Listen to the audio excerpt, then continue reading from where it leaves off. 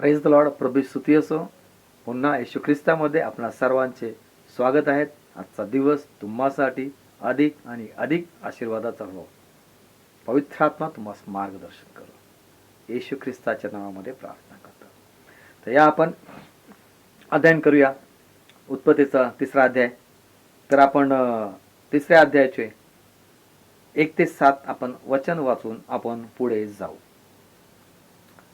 उत्पत्ती 3:1 पासून पुढे.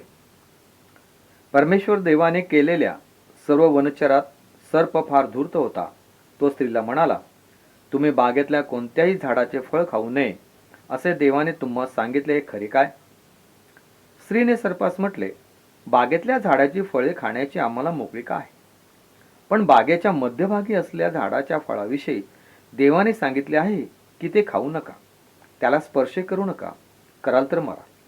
सर्प स्त्रीला म्हणाला, तुम्ही खरोखर मरणार नाही, कारण देवाला हे ठाऊक आहे की तुम्ही त्याचे फळ खाल त्याच दिवशी तुमचे डोळे उघडतील आणि तुम्ही देवासारखे बरे वाईट जाणणारे व्हाल. त्या झाडाचे फळ खाण्यास चांगले, दिसण्यास मनोहर आणि शहाणे करण्यास इष्ट आहे असे त्या स्त्रीला दिसून आले. तेव्हा तिने त्याचे फळ काढून खाल्ले व आपल्याबरोबर आपल्या पतीसही ते दिले व त्याने ते खाल्ले. तेव्हा त्या उभयतांचे डोळे उघडले आणि आपण नग्न आहो असे त्यास कळून आले. तेव्हा त्याने अंजिराची पाने शिवून आपणासाठी कटी वेष्टने केली. Praise the Lord. आपण ह्या अगोदरच्या भागामध्ये रोमकाच्या पुस्तकामध्ये आपण पाहिलं की पहिला आदाम आणि दुसरा आदाम काय. आता या ठिकाणी पहिल्याच वचनामध्ये फार महत्वाचं आहे की सैतान कसा धूर्त आहे, किती चालाक आणि किती हुशार आहे. आपण कसं सावध राहिलं पाहिजे, फार सावध राहिलं पाहिजे. तो कशा प्रकारे मनुष्यांना फसवतो ते आपल्याला पहिल्या वचनातच आपल्याला सापडेल. बघा, पहिलं वचन काय म्हटलं? परमेश्वर देवाने केलेल्या सर्व वनचरात सर्प फार धूर्त होता. पहिलेच म्हटलेलं या ठिकाणी स्पष्ट म्हटलेलं आहे की सर्प जो आहे फार धूर्त होता, है ना. तो स्त्रीला म्हणाला, तुम्ही बागेतल्या कोणत्याही झाडाचे फळ खाऊ नये असे देवाने तुम्हाला सांगितले आहे, खरे आहे काय? बघा, या पहिल्या वचनामध्ये सैतान जो आहे हा सापाच्या रूपामध्ये तो हवेजवळ येतोय. हवेजवळ येतोय.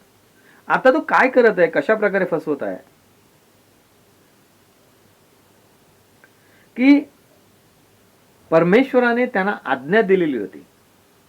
सैतानाचं एकच काम आहे की तुम्ही आज्ञाभंग कसा करावा, आज्ञाभंग कसा करावा. आता या ठिकाणी काय दिलेलं आहे की सर्प फार धूर्त होता असं म्हटलंय, है ना.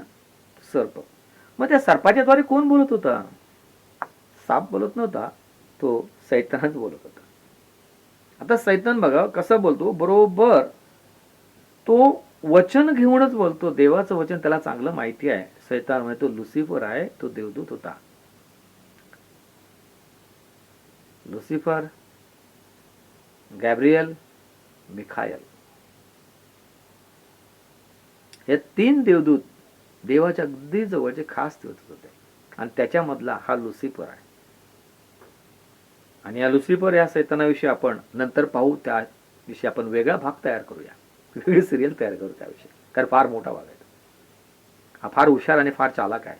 आम्ही त्याला फार समजून घेतलं पाहिजे सैतानाला.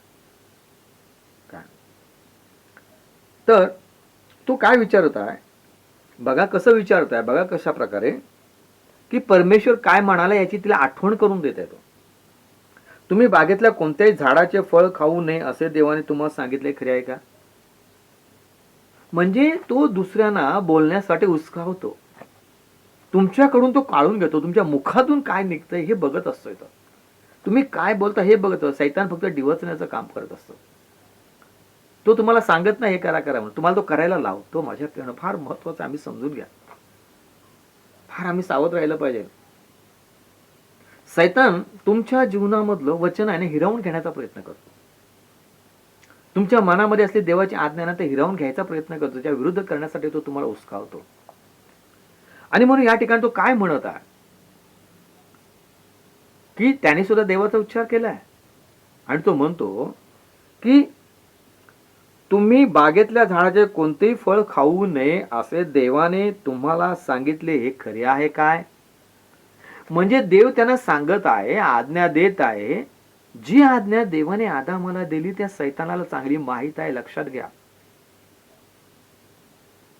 माझ्या प्रिया, माहित आहे त्याला. तुम्ही काय करता ते सर्व त्याला माहित आहे. तुम्ही काय बोलता हे सर्व त्याला माहित आहे काय.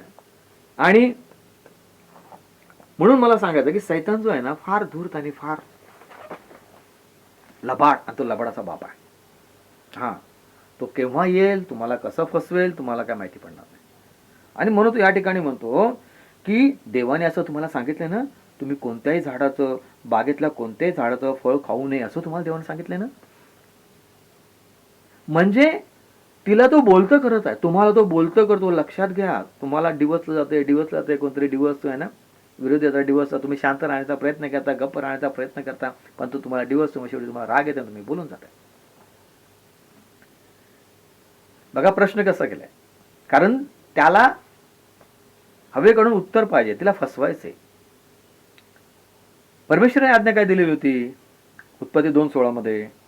तेव्हा परमेश्वर देवाने आदामाला अशी आज्ञा दिली होती की बागेतील वाटेल त्या झाडाचे फळ खा, वाटेल त्या बागेतल्या प्रत्येक झाडाचं तुम्ही फळ खा असं म्हटलं होतं. फक्त एकाच झाडाचं खाऊ नका असं म्हटलं होतं. पण सैतानाने कसं केलं उलट बघा. तुम्हाला देवाने सांगितलं कुठल्याही झाडाचं फळ खाऊ नये म्हणून असं सांगितलं, कुठल्याही झाडाचं फळ खाऊ नये असं सांगितलं ना. मग त्याने उत्तर दिलं, नाही नाही नाही तसं नाही म्हटलेलं आहे. काय तसं नाही म्हटलं. आता सैतान कशा प्रकारे तुम्हाला बोलत असताना बोलण्यामध्ये पकडतो हे तुम्ही लक्षात ठेवा. हा, तुमचे शब्द फार महत्वाचे. तुम्ही काय बोलता, संभाषण करत असताना लोकांच्या बरोबर काय बोलता, हे शब्द फार महत्वाचे आहेत माझ्या प्रिया. तो तुम्हाला शब्दामध्ये पकडतोय. म्हणून त्याने म्हटलं तुम्ही या बागेतील कोणत्याही झाडाचे फळ खाऊ नये असं देवाने तुम्हाला सांगितलेलं आहे ना. तुम्ही काय म्हणणार, हो नाही नाही असं नाही म्हटलं मला, नाही नाही नाही नाही. मग तिने उत्तर दिलेलं आहे बघ, दुसरं वचन, स्त्रीने सर्पास म्हटले, बागेतल्या झाडाची फळे खाण्याची आम्हाला मोकळीक आहे, आम्हाला पूर्ण मोकळीक आहे, आम्ही सगळे फळं खाऊ शकतो. असं नाही म्हणाला की देव खाऊ नये म्हणून, सर्व खाऊ शकतो. पण पण पण बागेच्या मध्यभागी असलेल्या झाडाच्या फळाविषयी देवाने सांगितले, फळाविषयी देवाने सांगितले की ते खाऊ नका. काय करू नका, खाऊ नका. सगळ्या झाडाची फळं खाण्यासाठी सांगितले. म्हणजे तो पहिल्यांदा येत आहे, तो संभाषण करत आहे, मोहामध्ये पाडत आहे, बोलत आहे. बोल बच्चन म्हणतात नाही की आपल्या भाषेमध्ये लय चालले, बोल बच्चन, अमिताभ बच्चन म्हणतात, ते फिल्म स्टाईल सारखं बोलून बोलून लोक तुम्हाला भुरळ पाडतात. सेल्समॅन येतात ना तुमच्याकडे प्रत्येक वस्तू विकण्यासाठी. कोणी जाऊन, तुम्ही जाऊन सेल्समॅन बनू शकत नाही. ती चांगली स्टडी करावी लागते, बोलायला शिकावं लागते, त्या बोलण्यामध्ये कसं लोकांना गुंतवावं हे त्यांना पहिल्यांदा शिकावं लागते. त्याच वेळेला तो सेल्समॅन बनतो, लक्षात घ्या.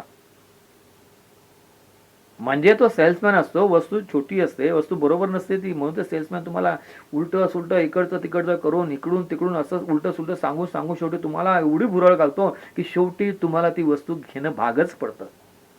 कशामुळे? ती वस्तू चांगली नसते हो, पण तो तुम्हाला अशी भुरळ घालतो, अशी भुरळ घालतो की तुम्हाला घेणं भाग पडतंय. कारण बोलून बोलून बोलून तो तुम्हाला पूर्णपणे वस्तू घेण्यास भागच पडतो.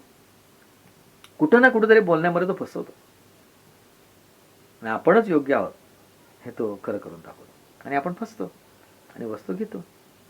येतात ना तुमच्या दारावर पुष्कळ जण येत असतील ना. टीव्ही मध्ये ऍड किती येतात, पुष्कळ ऍड येतात माझ्या प्रियानं टीव्ही मध्ये. हे चांगलं आहे, ते चांगलं आहे, ह्याच्यामुळे असा फायदा होईल, तसा फायदा होईल. आणि म्हणून आपण काय करतो, त्या बघत असतो, त्या ऐकतो आणि आपल्याला होय होय खरोखर त्याच्यापेक्षा हे फार चांगलं आहे, स्वस्त आणि चांगलं आहे, स्वस्त आणि चांगलं आहे. आणि आपण तीच वस्तू घेतो आणि घेतल्याच्या नंतर 1 महिन्याने पुन्हा आम्ही फसतो. 1 महिन्याने फसतोय. कारण 4-8 दिवस चांगली चालते, त्याच्यानंतर झालं, संपलं. मग आपल्याला वाटतं अरे आमचं जुनं होतं ते बरं होतं, ते उगच घेतलं नाही, फुकटचे पैसे गेले. पण त्यावेळेला तुम्ही फसलेले असता. पर्याय कोणताही नाही. सैतान फार चालाक आहे, फार हुशार आहे. तो लबाड आहे, तो लबाडाचा बाप आहे. तो फार लबाड आहे. आपण एक वचन होते, सैतान तुमच्याशी चर्चा करून सर्वात प्रथम तुमच्या मनामध्ये असलेलं देवाचं वचन आहे ते तो हिरावून घेण्याचा प्रयत्न करतो. सर्वात प्रथम तो तुमच्या मनातले देवाचं जे वचन आहे ते वचन हिरावण्याचा प्रयत्न करतो. मत्तईचं पुस्तक 13वा अध्याय आणि त्याच्यामध्ये 19 वचन पहा. कोणी राज्याचं वचन ऐकतो पण ते त्याला समजत नाही, तेव्हा तो दुष्ट येऊन त्याच्या अंतकणात पेरलेले ते हिरावून घेतो. येशू ख्रिस्ताने दाखला सांगितलेला आहे. तो देवाने जे दिलेले आज्ञा आहे, जे वचन आहे, ते वचन तुमच्या अंतकरणात आहे, पण तुमच्या अंतकरणातलं वचन तो काढून घेतो. तो चोरटा आहे, भामटा आहे. तो देवाचं वचन हिरवतो, बाकी दुसरं काही काढत नाही. तुमचा पैसा अडका लोक काही काढून घेत नाही, फक्त देवाचं वचन काढून. म्हणून अनेक श्रीमंत लोक आहेत ना जगामध्ये, आहे काय विश्वास ठेवत नाही, कारण त्यांच्यावर वचन पोचूनच देत नाही सैतान. सैतान फार चालाक आहे माझ्या प्रियानं, फार लबाड आहे, फार धूर्त आहे तो. म्हणून जर देवाने त्याला स्वर्गातून खाली पृथ्वीवर टाकलं. तो देवाच्या जवळचा स्वर्गदूत लुसिफर होता. हिरे माणिक मोती याने मडलेला होता. तो गायनामध्ये फार सुंदर होता. आज जगामध्ये तेच आहे, संगीत संगीत संगीत संगीत. माझ्या प्रियाने एक दुःखाची गोष्ट मला अशी वाटते, काय वेळेला आपण सुद्धा प्रभूची स्तुती करत असताना जगातल्या संगीत जे आहेत ना त्याची ट्यून आपण याच्यामध्ये वापरतो, त्याची नकल आपण याच्यामध्ये वापरतो. सैतान हेच करतो, आपल्याला माहिती पडत नाही. फसवतो तो, कारण तो लबाड आहे आणि तो लबाडाचा बाप आहे. तो लबाड आणि लबाडाचा बाप आहे. तो फसवणार आहे. तो तुमच्या मनामध्ये असलेलं देवाचं वचन जे आहे तो काढून घेणार आहे. दुसरं, तो लबाड आहे कारण 8व्या योहानाच्या पुस्तकामध्ये 8व्या अध्यायामध्ये तो मनुष्याचा घात करणार आहे. तो घातक म्हटलेला आहे. काय म्हटलेलं आहे? मनुष्य घातक आहे तो. सैतान हा मनुष्य घातक आहे. योहानाचं पुस्तक 8वा अध्याय आणि 44 वचन जर तुम्ही पाहिलं तर त्या ठिकाणी काय माहितीये का, तो मनुष्य घातक आहे. बघा, योहान 8:44 तुम्ही आपला बाप सैतान ह्यापासून झाला आहात आणि तुमच्या बापाच्या वासनाप्रमाणे करायला इच्छिता. तो प्रारंभापासून मनुष्य घातक होता, तो सत्यात टिकला नाही. प्रारंभापासून, सुरुवातीपासून बघा त्यांनी कसा मनुष्याचा घात केलेला आहे. सुरुवातीलाच घात केलेला आहे. ज्या देवाची निर्मिती जी सुरुवातीला देवाने ज्या आदामाला आपल्या हाताने घडवलं, ज्या हवेला आपल्या हाताने घडवलं देवाने, त्या मनुष्याचा त्यांनी घात केला, विश्वासघात केला. तर तुम्ही आणि आम्ही कोण आहे? तुम्ही आम्ही कोण आहे? सावध राहा माझ्या प्रियानो. तो मनुष्य घातक आहे. तो कसा आहे? मनुष्य घातक आहे. तो नेहमी गर्जना करत राहतोय. तो नेहमी गर्जना करत राहतोय. कसं कोणाला गिळावं फिरत आहे. तो इकडं तिकडं इकडं तिकडं फिरत आहे. त्याचं कामच आहे गर्जना करणं आणि इकडं तिकडं फिरत राहणं. बघा 1 पेत्र 5:8 काय म्हटलेलं आहे त्या ठिकाणी? सावध असा, सावध असा, जागे राहा. तुमचा शत्रू सैतान गर्जणाऱ्या सिंहासारखा कोणाला गिळावे हे शोधत फिरतोय. शोधत आहे तुम्हाला, शोधत आहे माझ्या प्रियानो. बघा तो कसा शोधत शोधत शोधत बरोबर अदेन बागेमध्ये आला ना.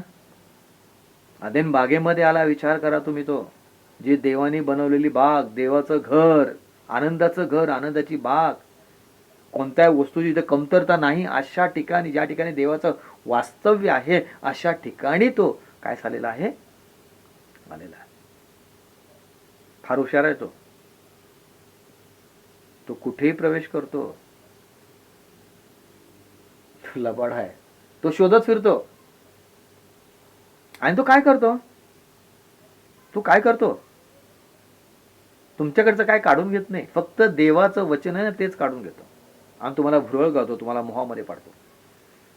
तो मोहामध्ये पाडण्याचंच काम करतो, बाकी दुसरं तो काही काम करत नाही.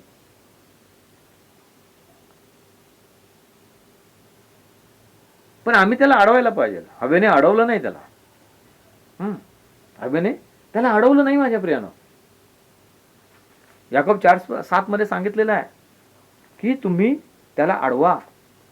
काय करा, तुम्ही त्याला अडवा. म्हणून देवाच्या अधीन व्हा आणि सैतानाला अडवा, म्हणजे तुमच्यापासून दूर पळून जाईल. सैतानाला अडवायला पाहिजे. हवेने कुठं अडवलं 3ऱ्या अध्यायामध्ये? तिने म्हणायला पाहिजे होतं, बाबा तुझं माझं काय काम नाही, मला देवाने सांगितलं आम्ही तो शांत आहे, तुझं काय ऐकायचं आम्हाला काय, तू जा इथून निघून. तो गेला असता निघून. येशूने तेच केलं ना, शेवटी पळून गेला सैतान. काय अडवायला पाहिजे.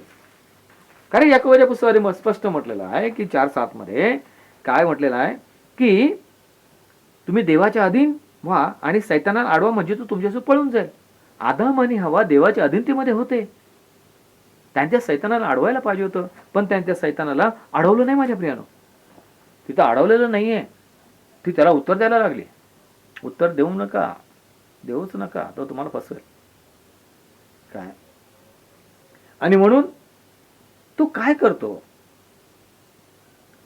आत्मिक गोष्टीकडे दुर्लक्ष करून शारीरिक गोष्टीकडे लक्ष लावण्याचा तो प्रयत्न करतो.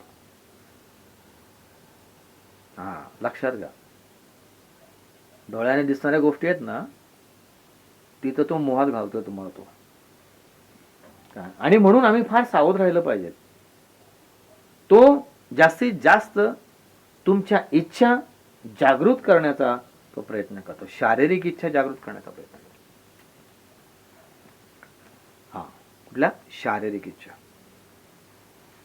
आणि म्हणून 1 योहान आणि त्याचा 2रा अध्याय आणि 15 ते 17 वचन बघा.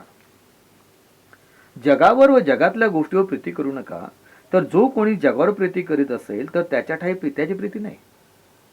कारण जगात जे सर्व आहे ते म्हणजे देहाची वासना, डोळ्याची वासना व संसाराविषयी फुशारकी ही पित्यापासून नाहीत, तर ती जगापासून आहेत. आणि जग व त्याची वासना ही नाहीशी होत आहे, पण देवाच्या इच्छेप्रमाणे करणारा सर्व काळ टिकतो. आता या ठिकाणी सैतानाचं हवेने ऐकलं का? पहिली गोष्ट की त्याने तिच्याबरोबर संभाषण केलं, तिला बोलण्यासाठी उत्तेजित केलं. मग ती बोलते है ना. काय, बागेतल्या सर्व झाडांची फळे खाण्याची आम्हाला मोकळीक आहे, पण बागेच्या मध्यभागी असलेल्या झाडाचं फळ खाण्याचे देवाने सांगितले आहे की ते खाऊ नका, त्याला स्पर्श करू नका, कराल तर मराल. बघा, त्याने तिला बोलण्यामध्ये असं भडकवलं, असं फूस घातले तिला की बोलता बोलता चुकीचं बोलून गेली. तुम्ही सुद्धा बोलता बोलता आपण काही वेळेला पुष्कळ चुका करतो माझ्या प्रियानो, आणि आम्ही फसतो, बळी पडतो. सैतानचं हेच काम आहे, दुसरं काही काम नाही. तुमच्या मनातलं कसं हिरावून घ्यायचं, तुम्ही देवाच्या आज्ञेच्या विरोधामध्ये कसं बोलावं, हेच तो बघत राहतो.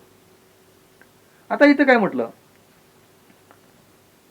ते खाऊ नका, त्याला स्पर्श करू नका, कराल तर मराल, असं देवाने म्हटलं होतं का? देवाने काय म्हटलं होतं बघा, पुन्हा ते वचन मी वाचतो तुम्हाला. 2रा अध्याय 16 वचन. तेव्हा परमेश्वर देवाने आदामाला अशी आज्ञा दिली की बागेतील वाटेल त्या झाडाचे फळ त्याचे खा, पण बऱ्या वाईटात ज्ञान करून देणाऱ्या झाडाचे फळ खाऊ नका. म्हणजे झाड त्या बागेमध्ये होतं, ते फळ खाऊ नका एवढंच सांगितलं होतं त्याला. म्हणजे तो बागेत फिरताना ते फळ तो बघणार, म्हणजे फळ त्यांना दिसणार, फळ बघणार ते. मग त्याने असं म्हटलं होतं का तुम्ही फळ बघू नका, त्या झाडाला हात लावू नका, असं म्हटलं होतं का? फळ दिसणार, ते झाडही आहे, झाडही दिसणार, फक्त त्या झाडाचं फळ खाऊ नका एवढंच म्हटलं होतं. स्पर्श करू नका असं म्हटलं नव्हतं. ह्या जगामध्ये आपण जगत आहोत. देवाने असं म्हटले का तुम्ही जग सोडून जा म्हणून? नाही ना. जगाने असं म्हटले का तुम्ही समाज सोडून जावा म्हणून? नाही ना. नाही म्हटलेलं. आम्हाला या जगामध्येच राहायचंय, या समाजामध्येच राहायचंय. पण त्याची जी फळं आहेत ती चाखायची नाहीत. त्याची फळं तुम्ही चाखू नका, स्पर्श करू नका. तुमच्या आजूबाजूला पुष्कळ झाडं आहेत ना, अशी बऱ्या वाईटाचं ज्ञान देणारी पुष्कळ आहेत. तुम्ही बघा, खाऊ नका ना ते.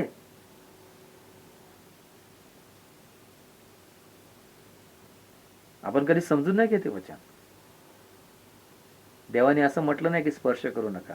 देवाने असं तुम्हाला म्हटलं का? कुठं बायबलमध्ये असं लिहिलं का? अरे अविश्वासू व्यक्ती आहे बाबा, तो मूर्तीपूजा करतो म्हणजे त्याला तुम्ही हातही लावू नका असं म्हटलंय का? नाही म्हटलं ना.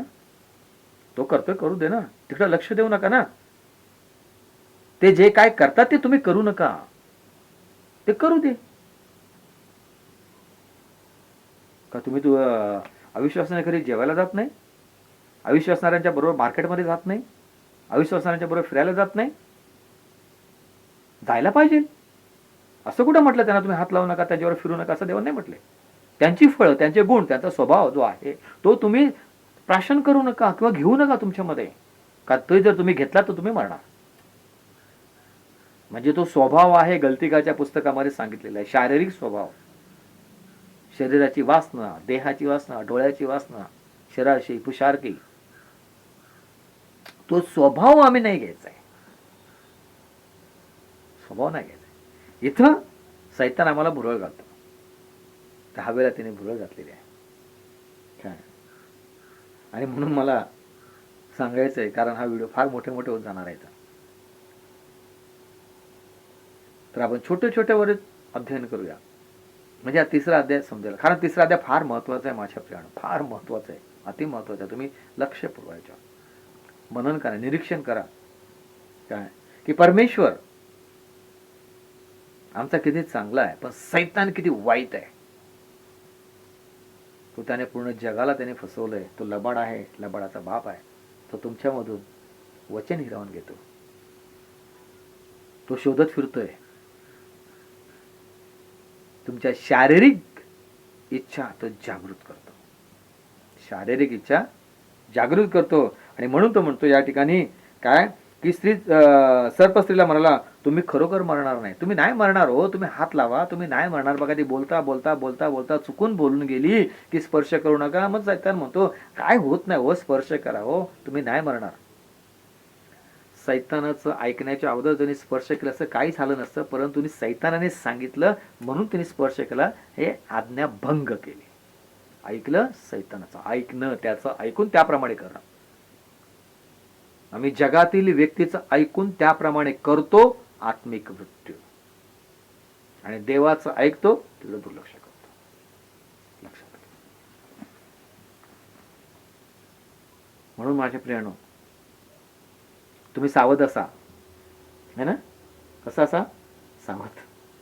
कारण शत्रू सैतान टपलेला आहे, तो हुशार आहे, तो लबाड आहे, लबाडाचा बाप आहे.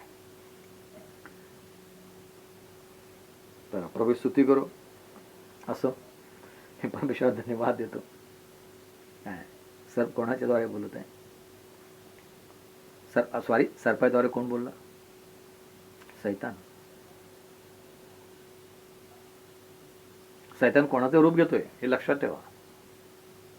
तर सापाचं रूप घेतोय. काय सैतान साप होता का तो?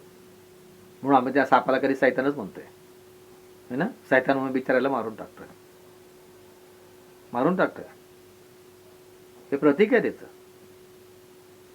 साप शेतकऱ्यांचा मित्र आहे ना. साप दिसला, तो बघा सैतान, तो बघा सैतान, सैतान सैतान. मग तुमच्या मुलाने जास्त बडबड बडबड बडबड बडबड बडबड करत असला, मग तुम्ही तुमच्या मुलात काय रे सैतान सारखा बडबड करतो, मुलगा सैतान आहे का? म्हणजे तो चुकीचं करत आहे. सैतानाला ओळखलं पाहिजे. तो चालाक आहे, तो हुशार आहे, तो लबाड आणि लबाडाचा बाप आहे. म्हणून तर देवाने त्याला स्वर्गातून पृथ्वीवर टाकून दिलं खाली, आणि पृथ्वीवर तो राज्य करत आहे. तुम्ही सावध असा, तुम्ही सावध असा. आपण पुढच्या भागामध्ये याविषयी पुन्हा पाहूया.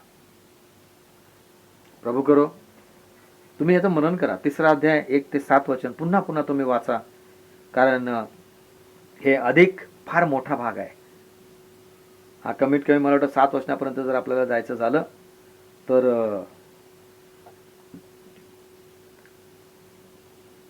कमीत कमी 1 दिवस तरी जाईल याच्यामध्ये. तुम्ही समजून घ्या, तुम्ही त्याचं अध्ययन करा, मनन करा. अजून जेवढं परमेश्वर पवित्र आत्मा आपल्याला शिकवेल आपण तेवढं पुढे जाऊया. आणि माझा विश्वास आहे की तुम्ही माझ्या बरोबर पुढे याल. आणि म्हणून मी तुम्हाला सांगतो, तुमचे प्रश्न असतील ते मला प्रश्न विचारा, म्हणजे मलाही समजेल. तुम्हाला त्याची उत्तर असणार. तुम्ही प्रश्न काढा, उत्तर सोडवा. तुम्ही स्वतः प्रश्न तयार करा आणि विचारा. म्हणून हा संदेश नाहीये, आपण एकमेकांपासून शिकत आहोत. आपण शिकण्यासाठी बसलेलो आहोत. आपण बोललं पाहिजे. कोणीतरी रविवारचा संदेश दिला, तेवढा संदेश ऐकलं आणि तिथं सोडून दिलं नाही. माझ्या प्रियानो, आपण वचनातून शिकलं पाहिजे.